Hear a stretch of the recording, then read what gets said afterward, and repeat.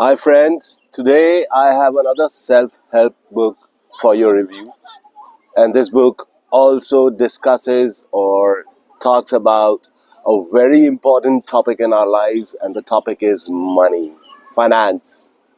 And the book is Money and the Law of Attraction, written by Esther and Jerry Hicks and first published in 2008.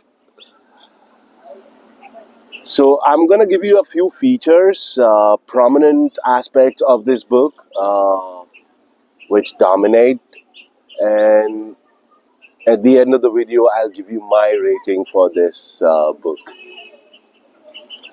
So to begin with, number one, there is a secret. And the secret is that we have to feel good in the now in order to be able to attract good in the future. And that really is the secret from the perspective of this book, from the perspective of the authors. No matter how hard our lives are or can be, there will always be something good in our lives. Maybe something little that we find good. And we must concentrate and focus on the good in our life, and only then we will be able to attract more good in the future. And therein lies the power of gratitude and appreciation.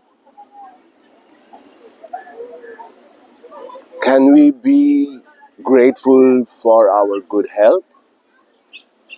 Can we appreciate the people in our lives? We can always find something that we can be grateful for and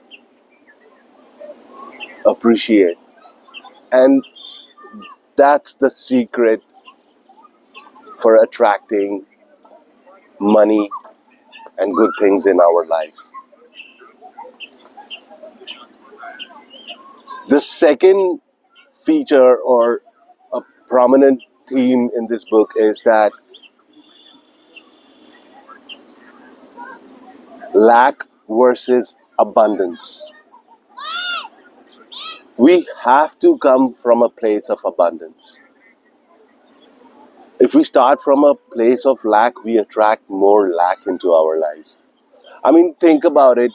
Uh, we steer away from people who are always complaining, right?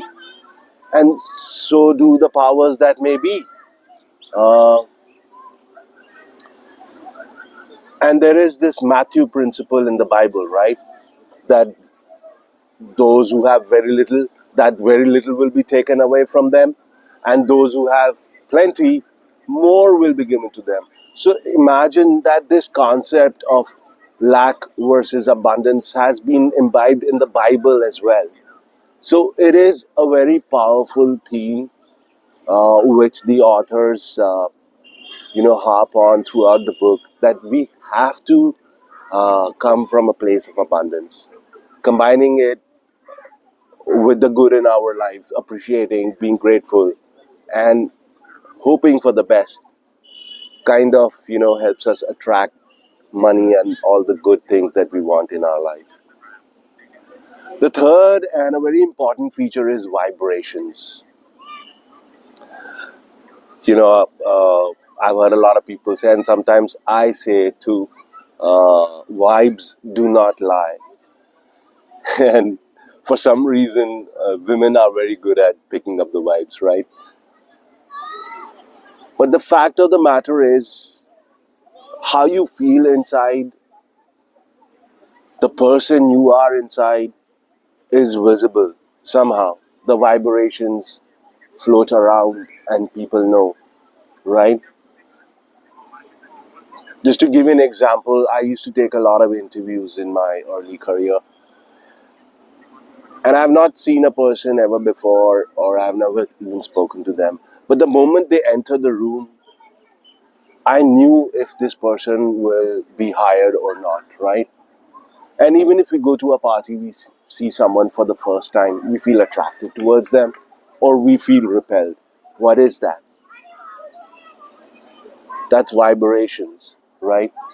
So we have to ensure that the vibes we are giving off are good, abundant, appreciation, gratitude. But in all this, there is an error. And the error is that you cannot fake the vibes, right? You really have to feel good inside in order to, give positive vibes.